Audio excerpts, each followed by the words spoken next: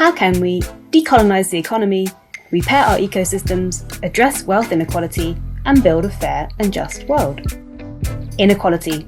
It's existed for centuries, but that doesn't mean it's a natural phenomenon. It's a political choice of wealthy elites. And it's often the multiracial working class, black people, indigenous communities, and people of colour, plus those who are disabled, and LGBTQIA+ folks who have experienced the worst of this unjust and unequal choice. This is why we live in what American author Bell Hooks refers to as the imperialist, white supremacist, capitalist patriarchy. Because elites didn't earn their wealth through natural intelligence or entrepreneurial gifts. They stole it through centuries of white male European privilege that has been used to justify all kinds of violent acts in pursuit of profit. This began with the brutal destruction of indigenous communities and the killing and enslavement of millions of black people. A history that has paved the way to today's climate crisis. Wealth is amassed by those who exploit and enslave people and workers to dig, burn, and dump our natural resources.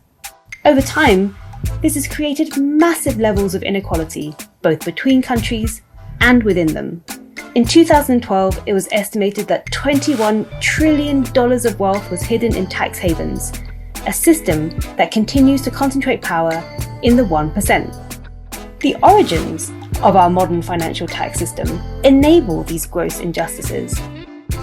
Like France, charging independent Haiti to compensate the loss of income for French slave owners, a debt that was only paid off 155 years later, crippling the Caribbean nation. To today, where investments flowing through the global corporations nestled in the tax haven of the City of London are responsible for 14% of the world's carbon emissions. But tax can be a tool to right these wrongs. Imagine dismantling tax havens so we can invest in climate solutions for our most affected people and areas. Imagine a tax on financial transactions to pay off over $2,000 billion in debt imposed on global South countries by neo-colonial lenders such as the IMF and the World Bank. Imagine tax as a tool for reparative justice, as one of the many solutions to create a more stable and equitable economy.